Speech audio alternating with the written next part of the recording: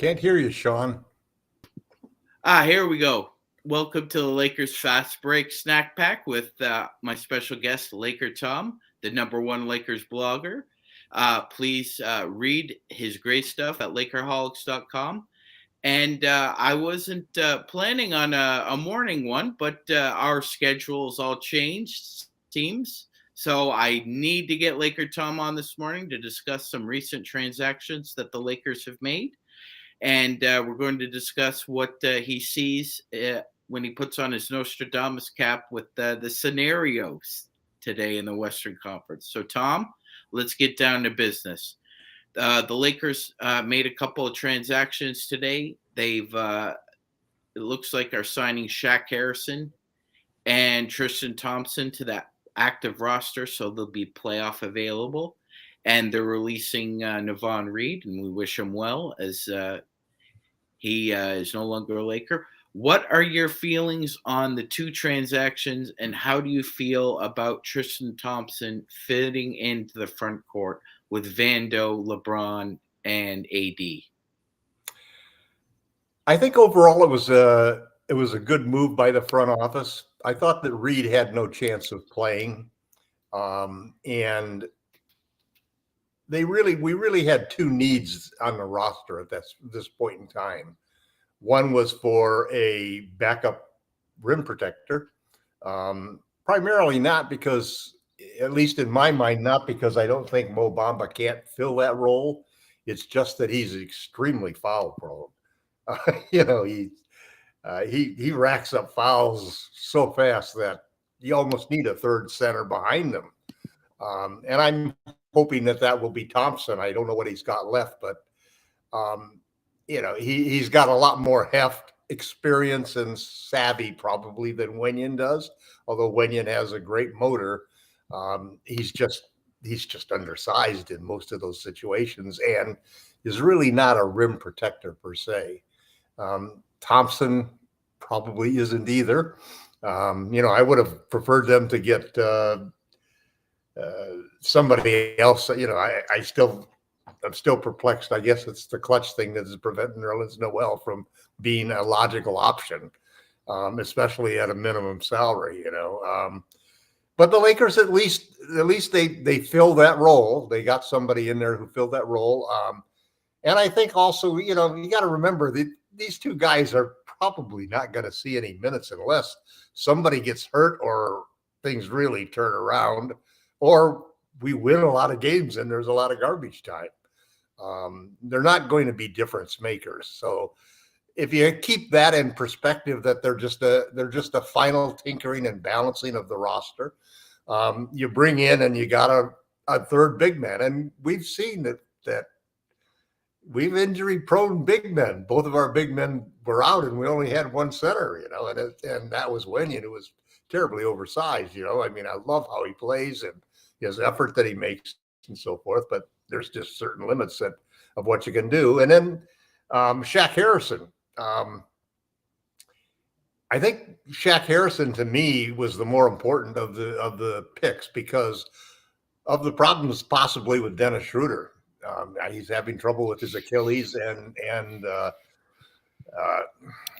man, that's something you don't want to mess with if you're having Achilles problems. And he's a major factor there. So it's possible that Harrison could get minutes because we don't have anybody else who is as good a point of attack defender as Schroeder is right now.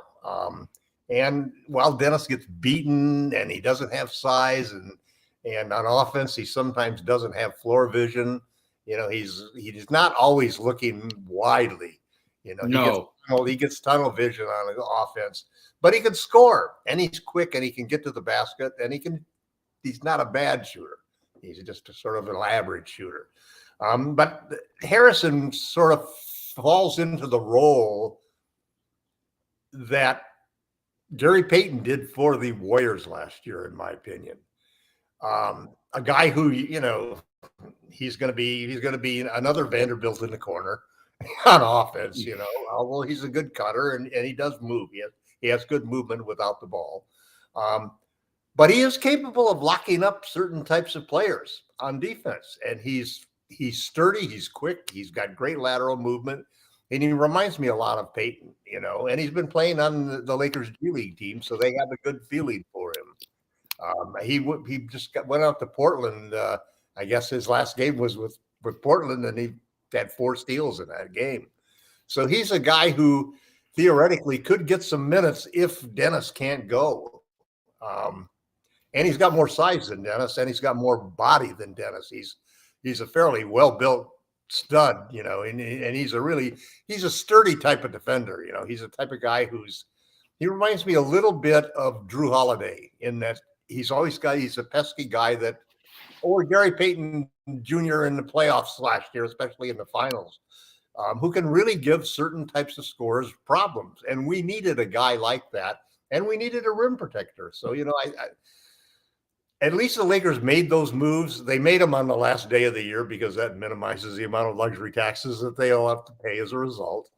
I don't know how they do that. I mean, how do they figure if a guy's getting paid for 82 games in his salary, and we take him for 1 game and we're getting 1/82 of the minimum salary, does that mean he doesn't get anything for the playoffs? That's very interesting, Tom. Other than the playoff share or right. something? We'd have to get into the weeds in that one. That's really interesting. I'm going to do a deep dive on that just for you, man, because now I'm interested in it. That's interesting. But, I'm glad you brought up that point about Shaq's defense, Tom, because, that's a common theme now around the NBA as well. You look at teams like Phoenix with Torrey Craig. Yep. The Lakers with Vando. Yeah, Frank. Vando starting is really, and there's pressure on Vando. If another player in the roster were to emerge like Reeves has, and there is a guy who is making a play for it, who plays the same position, which is Rui. Rui's defense, the difference is that Rui has to balance, and he's starting to learn that. He has to balance the fact that at my size and wingspan, I am not quick, No, and so I got to back off. I got to back off these quick guards and count on the fact that I got length that I can reach them and deter them, and I love the fact that he is adapting to that, Thomas, and more so on the offensive end, because when I remember when he came out of college, the one theme about him was it was almost like it was men amongst boys. He was very big, but he wasn't big coming into the NBA. This is a man's game, right? And he had to work on his body, but he uses his physicality in a way I don't remember him using in Washington. No, I think that's Phil Handy. I do too. Phil Handy in development. I mean, the one thing that you have to give a lot of credit for, and I think for Reeves too, this coaching staff that Ham put together, and even Ham's background was as a player development specialist. All of his coaches are player development guys. There's no veterans in there who have been former head coaches in the NBA. These are all guys who were part of player development portions of the roster. And look at what we've seen. We've seen Reeves. I mean, I did a tweet the other day trying to figure out Reeves' ceiling and floor. And basically almost everybody agreed his floor is a high level starter. And his ceiling is probably, maybe even a multiple all-star player. He's capable of that. And that development that he's gone through in 2 years, he's averaged over 20 points a game since the trade deadline. And shooting it like 44% or something like that from 3 and 60% from the field and 85% from the line. He's a 50, 40, 80 guy now. And he's getting his points from all 3 levels: mid-range shots, threes, and attacking the rim. And for a guard that's a 6'5" skinny white guy, that's just amazing. It is, Tom. And his true shooting percentage is still in the mid 60 percentile. That's insane. Well, It's you know what it insane. is? It's shot selection. It is. He's so good at He's it. so He's so smart. good. He's so smart that, I mean, just I saw an array of his game performances lined up one after another. 7 out of 10, 8 out of 12, 4 out of 7, 5 out of 5, 6 out of 6. I mean, the percentages were like, oh, this he must be a center. He must be playing right underneath the basket, and dunking the ball. And that's what that's why when I was trying to think of a player comp for him, because I've seen that style before, and I was like, it's Manu. He's like he's like a light version of Manu. He's got very good change of speed with his dribble in the lane. And he's learned, Tom, because he said he's watched a lot of tape on Trae Young and Luka, and he said he's learned now when he gets into the lane and he Harden. gets by somebody, they bump him. He just puts it up, and my goodness, he's got a conversion rate of it. He's got a great conversion rate on those end ones. It's got to be one of the best in the NBA. Well, you saw that one the other day where he's going in on the right hand side of the key, and he knows he's going to get bumped, and he gets bumped, and you can see him just sort of adjusting before he decides, oh, I'm going to bank this one. You can see him look. Should I take it straight? No, look, this is a better angle of the bank, and boom, bank straight in. Didn't hit anything, no iron, all net. He and I tell you, he and D-Lo are the two stars to go with the two superstars. That's our formula right there. I don't, Vando, Rui, or maybe next year it would be, there's a million people that could. I mean, I'm hoping that Bamba has a great playoffs. I'm hoping that Vando has a great playoffs. I'm hoping that Beasley has a great playoffs.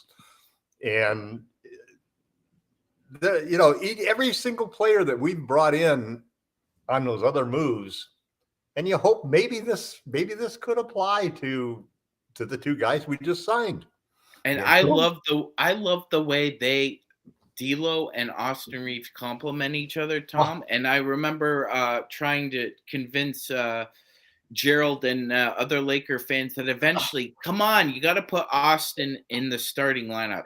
Yeah. And the reason why those two complement each other so well is that Austin's a slightly better point of attack defender, but D'Lo's a slightly better dead-eye shooter.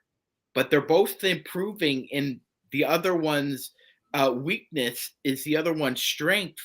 And it's symmetry. It's symmetry that they've created amongst themselves. And they're both excellent passers for combo guards. Now, D'Lo, as Stone has said very adeptly, D'Lo has somewhat of a processing issue. He's like a quarter of a second or a half second off on some of his passes. But man, some of his are just beautiful. I remember when we were thinking of drafting him, and they had there was a series of players that they reviewed, and what they did is they hooked them up electronically to check their fast twitch ability and their ability to see a play before it happens, type of thing. And apparently this was sort of like a shooting range type of thing where there were like holes in the wall where you had to throw the passes and so forth, but they would blink a light and to tell you which pass to throw, and they were measuring their response times. Okay, all right. D'Lo recorded like the highest response times that they'd ever had as to the ability to process that and make the right pass. And it's interesting because when the Lakers drafted him, he definitely had a maturity problem that alienated some of the people in the front office. And it was almost un-Lakers-like, and part of it is that we had a bunch of guys on the team back then that were kind of un-Lakers-like, and so when you have him come back, you could see that there was tremendous resistance. Gerald, for example, and Jamie, all of those guys in our circle, basically were, yeah, no, okay.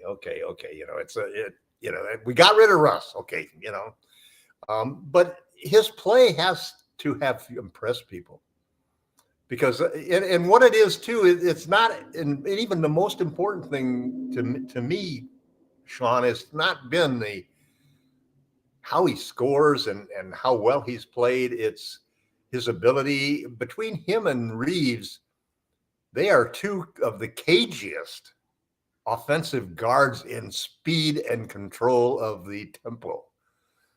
It's not like I mean, if you want to really throw Schroeder in there for guys that change pace, guarding the Lakers has got to be a fucking nightmare. I mean, think about that whole situation. You got three guards who they may not have handles like Kyrie does, but each one of them can put you in the popcorn machine real easily. And all of them, I mean, it's really what has made this team work, despite not being able to shoot, because all three of those guys can get to the line. All three of them seem to be making their threes. Dennis a little less than everybody else, but he's made some timely threes and he's made some timely mid-range shots. All three of them shoot the mid-range. All three of them can get to the basket, so it's a good combination. I'm hoping that the new guy will fit in there and give us another defensive guy if he could play the role that Peyton played. And if I know that there's going to be times, I'm hoping that Bamba does really well as the backup center, but I know that he's so foul prone that there are going to be times we're going to need a third guy. And so Tristan can be that perfect third guy, and the veteran on the bench, he can be our version of the guy from Miami, or that 15th player who basically is an inspiration to the team and a veteran who keeps everybody in the right moods and who's ready to come in and give a few minutes and won't be able to go for a long stint, I think, but with a little bit of savvy and timing and so forth and smarts, he's got a big body to throw around, and we needed that. We needed that at various times. So I thought that was a great move, So we'll see how it turns out. Absolutely, Tom. He's 29 years old. He's played in 180 games in the NBA, so it's not like he's a cup of coffee and a noob. No, he's got experience, and I think you're right. Guys can look terrible if they're not a right fit for where they end up. Look at Schroeder. Schroeder last year didn't have a job in the league. He goes out in the Euro Cup Finals and plays his heart out, and Germany surprises everybody, and all of a sudden, a lot of people are interested in him. And Ham and him have this old long relationship where, and all of a sudden he's on our team. So, I don't expect that Tristan or I don't expect either of those guys to have the kind of impact that that Dennis has had. Dennis has got the best bargain for a minimum salary out there. Yeah, no, I don't want people expecting, a Kendrick Nunn coming up from the G League or a Jeremy Lin type story here. They're good glue depth pieces that are added to the end of the bench. And just to make a few comments on some of our commentary so far, Tom. Stell has commented at that loves Reeves, but he thinks that Reeves would be much suited to the bench to provide some balance, because since the trade deadline, Tom, since Reeves has been inserted into the starting lineup, the bench production has dipped quite a bit. However, you got to give a little to get a little, right? So if you want an omelet, sometimes you got to crack a few eggs. I've always that's actually a great little subject that he brought up, because I've always been on the side of I hate being the player that gets stuck on the bench just because the bench needs something, and I happen to have that ability to give it. I've been in that situation. That was my situation in high school. Do tell, Tom. I always felt I should have started, and yet I came off the bench. And so I've always had a sort of a personal bias against that. And And Reeves definitely was fighting that because he basically had to fight through that glass ceiling to get up that point because he had been designated as one of those quote glue guys who you got to have on the bench who can come out, you know. So I've always felt like you put your best 5 players out there. You don't weaken the 5 guys who are going to start the game, start the second half, set the tones for each half. You don't weaken that in order to strengthen your bench. Instead, you have to focus on building your roster differently because that's like a last ditch effort. And I hate coaches who start the season that way. I mean, that's something that maybe at the end of the year, maybe in the playoffs, maybe in games 6 and 7 of the finals, you finally say, okay, hold it. You know, we got to win this game. So we have to make that change. But it's again, 5 players. 5 players can make the difference. And if you look at the guys we've got on the bench, there have been some inconsistency of that, but that's what happens. I mean, the guys who are consistent, they start, because you need consistent play. The guys who are inconsistent come off the bench. What's really special about this moment in time for the Lakers is this is the first time really that we've had the entire team healthy. I mean, when you could have a injury report that was like blank, we got Bamba available now. We actually have a backup center. We actually have 2 backup centers. Now we have another guard who's a point of attack guard as well as Dennis. That's an important move. So and I think that's when you look at the bench, if you think of the starting lineup and how strong that is, and numerically the numbers do support all of that this is a great starting lineup and they're winning the minutes. They're on the floor by substantial numbers. But if you look at a bench that would be Schroeder, Beasley, I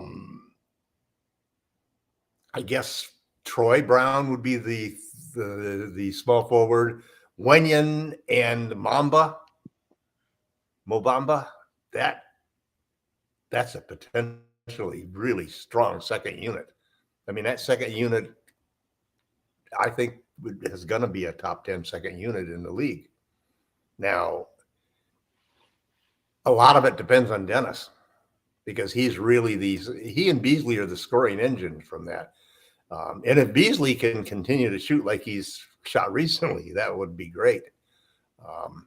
I'm still not convinced that, for example, I think Beasley's played a lot better defense than I expected from him.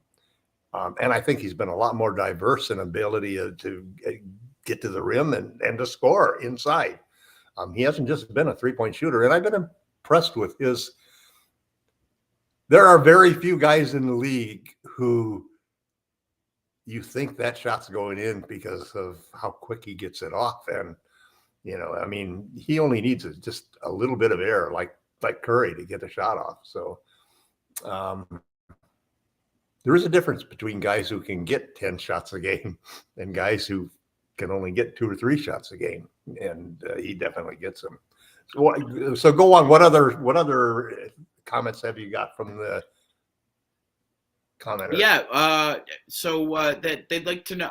Blue Magic had a comment for you, Tom. He said he thinks you were an absolute dog on defense, all motor. Is that in fact true, sir? I was probably more of a Dennis Schroeder type of. Actually, no. I'm sorry. That's wrong. You probably would categorize me as more of a Patrick Beverly type player defensively. So you're a Pat Bev, you're I was John a hacker. Starks, You weren't gonna John get by Starks, me. yeah, Danny Ainge. You're just gonna grab and smack and do everything. But yeah, I love that. I was always great at calling charges. One of my strengths. That's a charge. Yeah. So as we're an hour and a half away from game time, right? So Blue Moon's right. You know what the lesson is? You learn to do what you can do with what talent you have. And I was always very aggressive.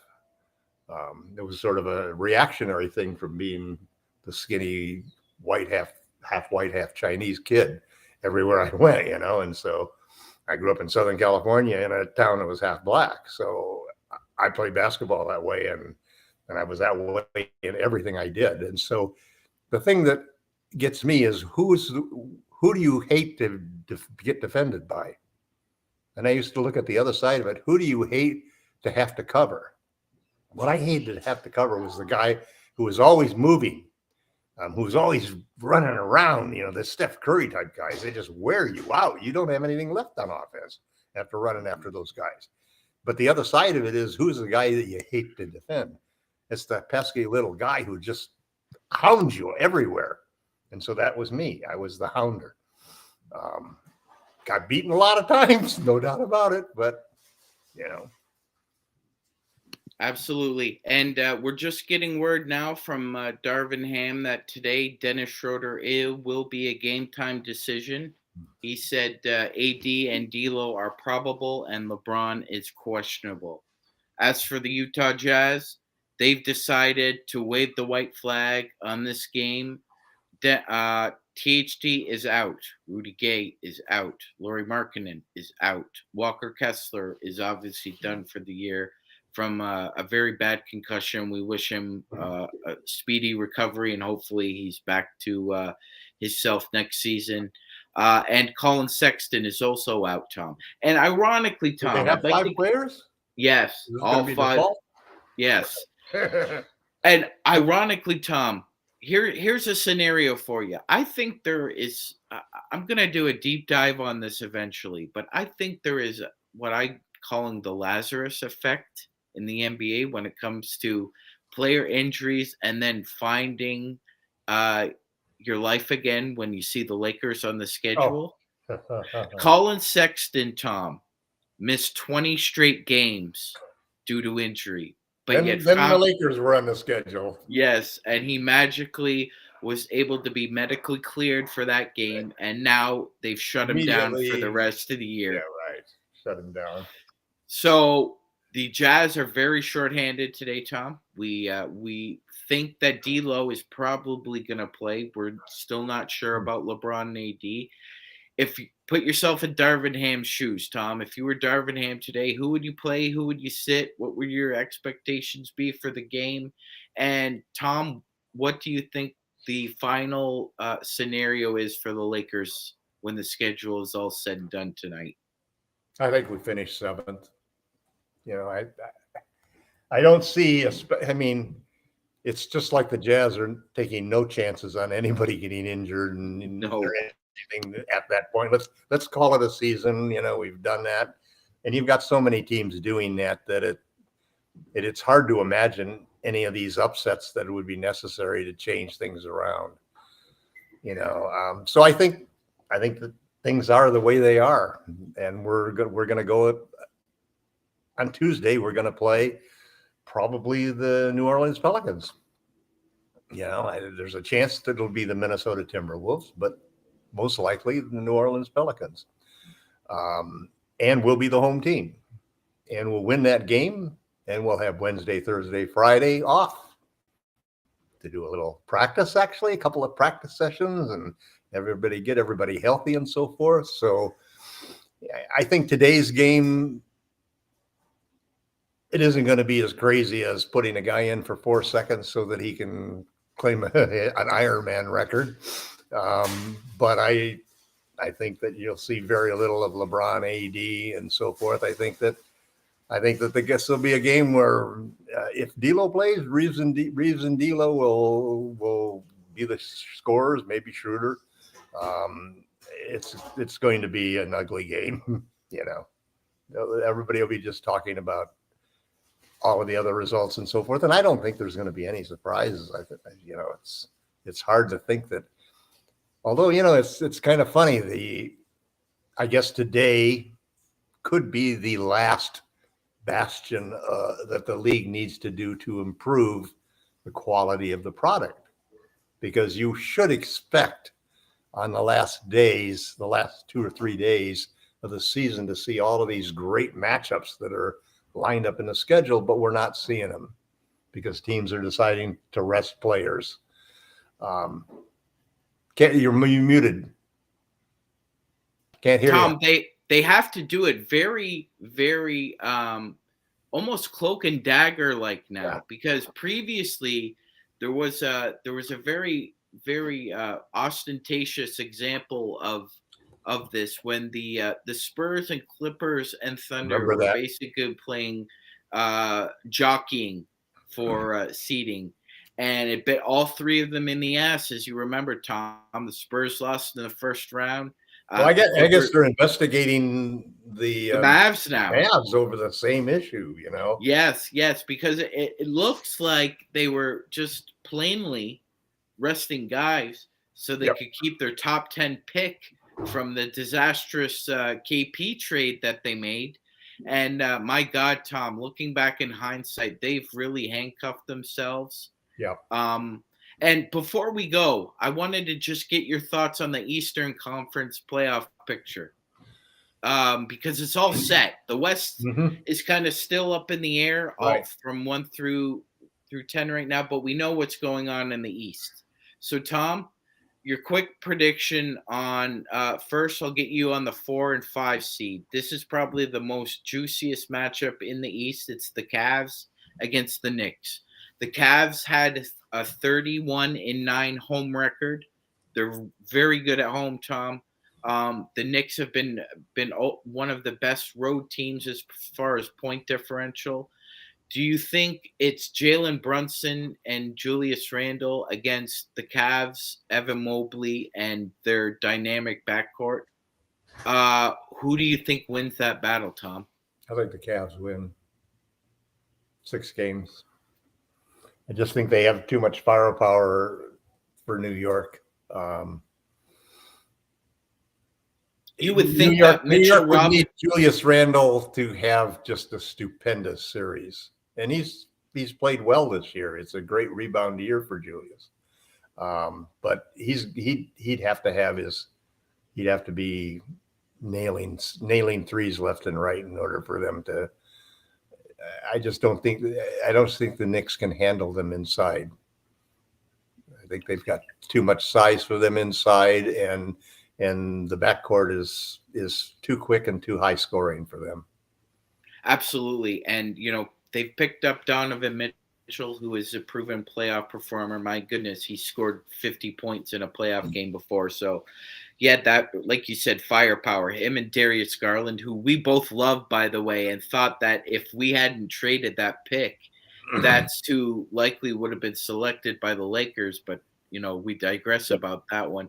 And the other matchup known in the East right now, Tom, is the Sixers versus the Nets. And so, two-parter, who do you like in that series? And the second is, would Joel Embiid get your MVP vote, Tom? I think the Sixers are going to win that series easily. I think Embiid is going to. I think he's going to have a great postseason, his best postseason. I would probably have to say I'd give him the MVP at this point in time.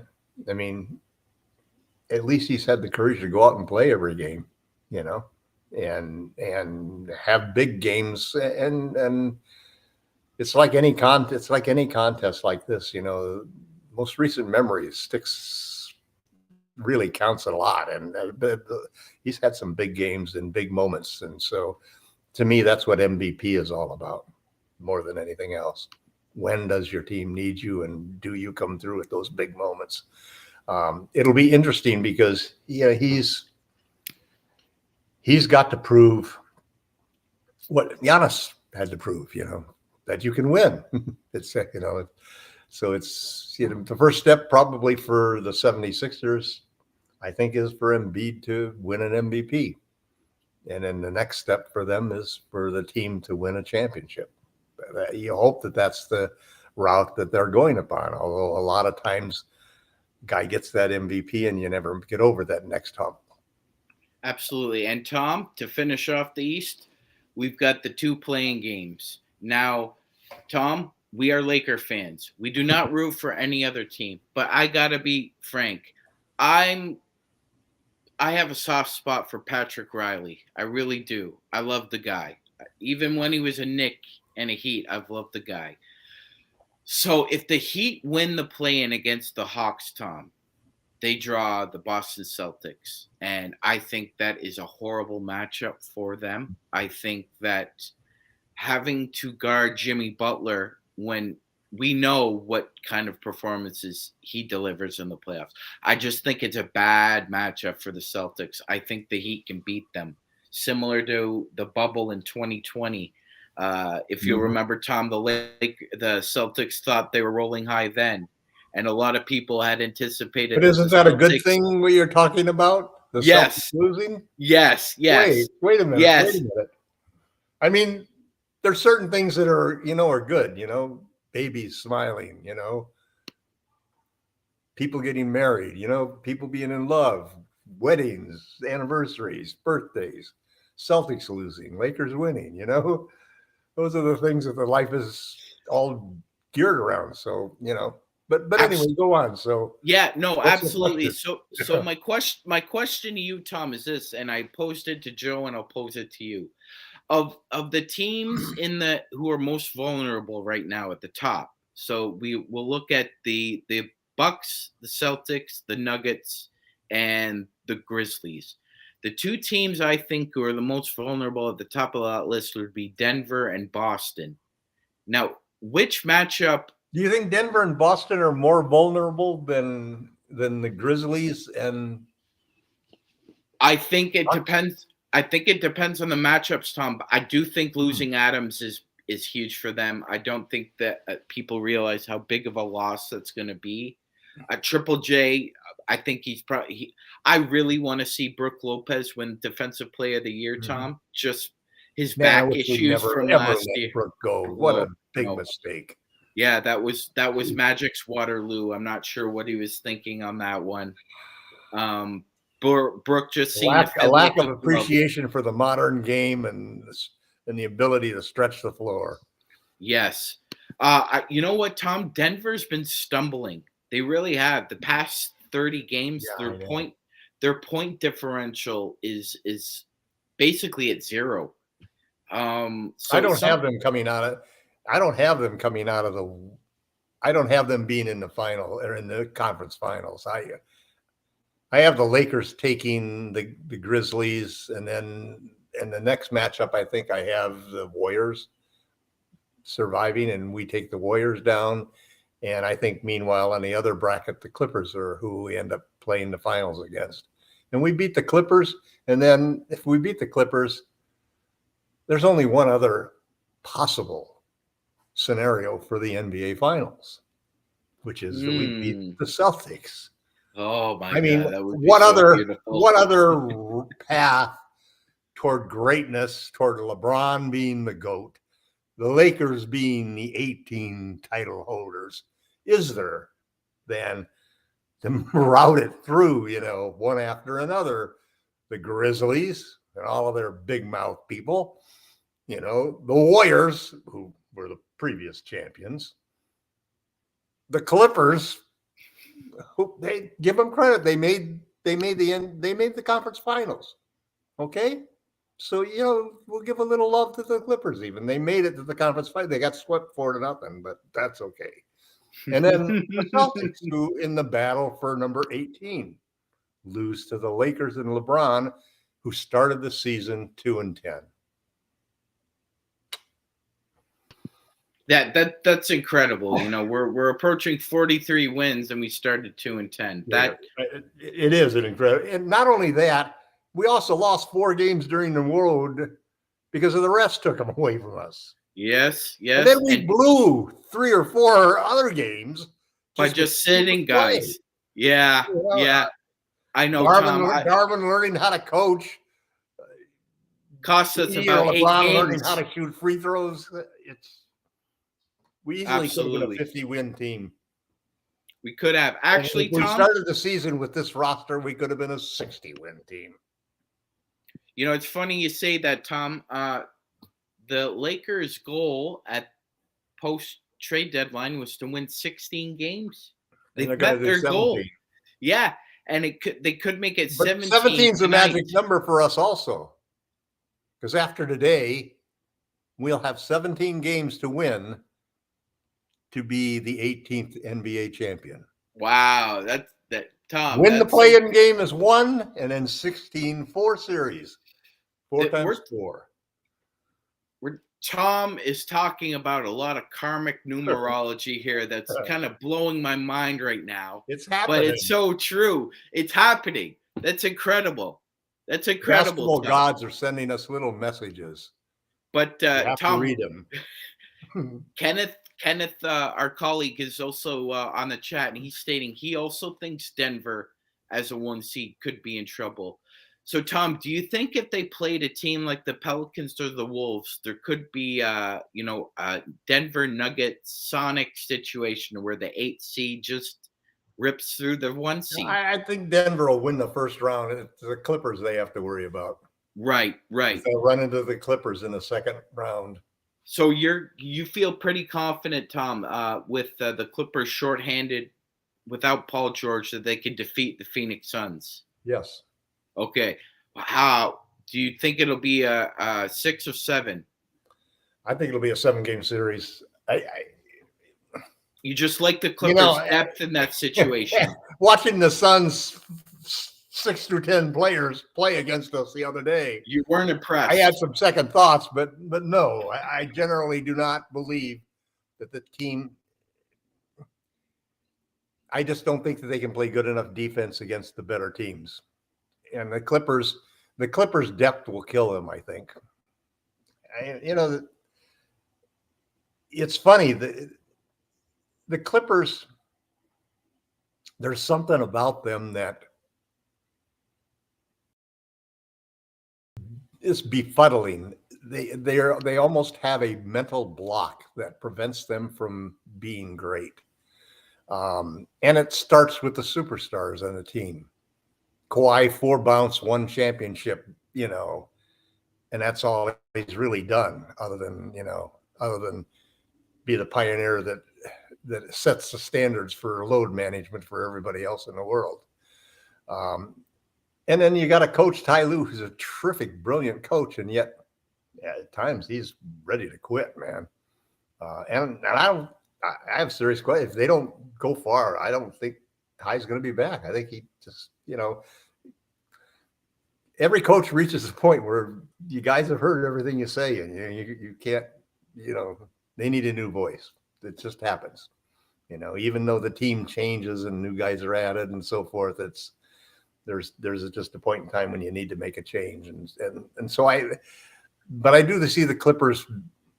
I do think that they have the right players, and I think that they found the right formula for Russ. Put him in and hope he does well early, and as soon as you see him start to struggle, bench him.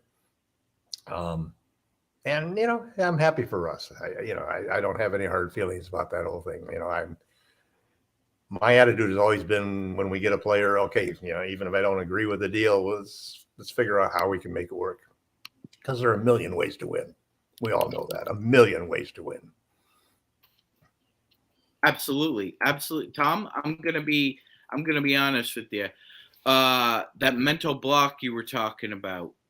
I've lived in this city for over 30 years, and I can tell you, for whatever reason, Tom, the Toronto Maple Leafs hockey team has the exact same problem as the Clippers. They've always had the talent some years. It's just, for whatever reason, like you said, it's just a mental block, or they see ghosts when the pressure gauges really up.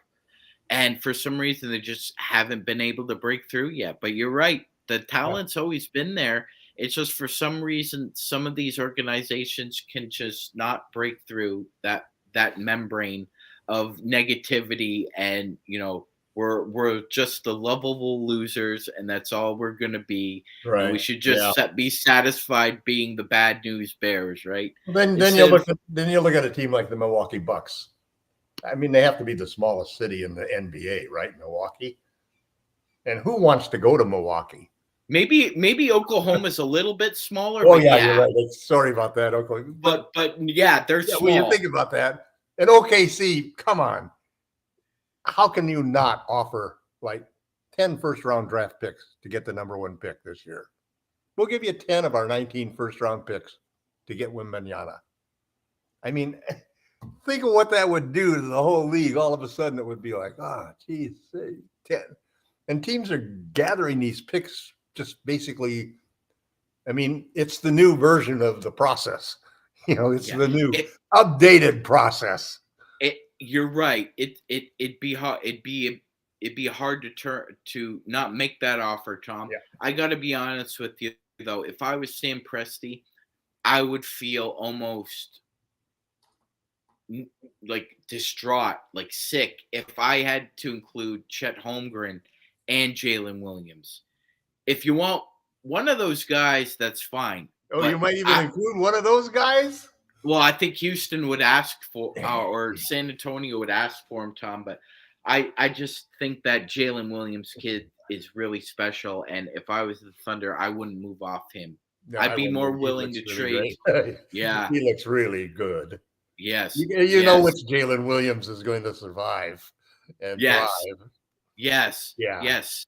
But, man, I tell you, the young players in this league are better than the young players of 5 years ago. 100%. They're getting better faster, and they can have an impact faster than we saw before.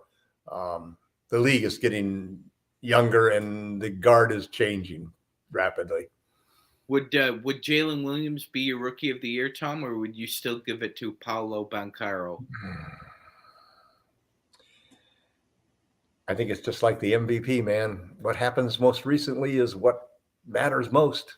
So you think Jalen Williams in a playing game just plays out of his mind, gets the Thunder into that 8th seed? I've always hated. Now, how do they treat the playing game, man? Because it's not part of the playoff stats. No, it's not. It's its own category. It doesn't belong to the regular season. It doesn't belong to the play-in. But do you include it when you vote for regular season awards? Right. You should. I think you should. I think that should be a criterion. They ought to have a regular season set of awards and a postseason set of awards. I agree. Postseason includes play-in and playoffs. I agree. That would be best moving forward. Yeah, makes a lot of sense. So before we go, Tom, I just wanna ask you one more question. Okay. So, who would be your pick now that we know who's coming, who's in the East in the playoffs? Who is your East participant in the finals? You already know that, Sean. It's going to be the Boston Celtics. I have to root for the Celtics to get to the finals. So I already decided that if the Celtics are in the East, I'm going to root for them all the way because I want them to play the Lakers. Now, if the Lakers get upset, then I immediately change over to the Celtics losing. But I'm willing to take a risk of an early support of a Celtics thing in order to have the God-given greatest year that the Lakers could ever have. I mean, I'm getting up in years, Sean. I want to make sure we get number 18 before I leave this planet. All right, sir. All right. You never know when you could turn into the Sacramento Kings, man. No, you don't. You're right about that. I went through 20 years of the Yankees not winning. That was very hard. And 10 years of the Lakers not winning. That was very hard. And Lakers Fast Break and Lakerholics is going to be on the record for this, and we want all the Sacramento Kings fans out there to hear it. I hope you enjoy your playoff appearance this year because it was at the expense of trading away Ty Halliburton, who will be a superstar. We know he's already a superstar. You traded a superstar for a possible great first-round victory. So congratulations to the Sacramento Kings.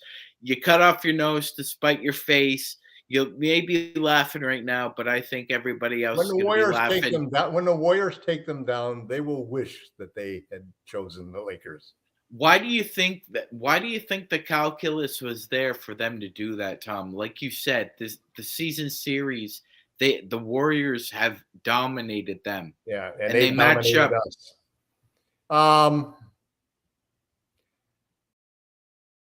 I think they would prefer to play the Warriors.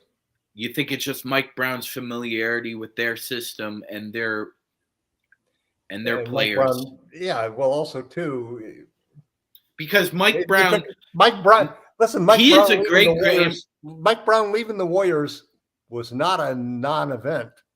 No, you're it right. affected the Warriors dramatically. I think he was more important to the Warriors than people realized. You're right. That was another lead assistant that had left Right. Steve Kerr's staff. Yeah, and Right. Tom, he's the coach of the year. The job he's done with the third seed. Come on, man! They had a chance at second seed. That's amazing. Yeah, it is. It is. That's the Sacramento Kings we're talking about. And he did have a good game plan when he coached for the Lakers, and the Lakers were in a 7-game series against Denver. So we do just know Mike Brown to try to run the Princeton offense after camp is over. Let's switch to the Princeton offense now. That'll solve everything. Oh, Jesus. Oh, brother. First-year youth coach. Well, on that note, we'll end this version of the Lakers Snack Pack. I want to thank the #1 Lakers blogger out there from Lakerholics.com, Tom Wong, for coming in and joining the Lakers Fast Break. And with that, hope you enjoyed the game. It'll be on very soon. We're all hoping for a Lakers victory, and a Lakers win and a Warriors loss means the Lakers are the 6th seed. If everything stands firm and everybody wins, the Lakers are number 7. So with that, we'll see you on the post-game show. Thank you very much, and bye-bye.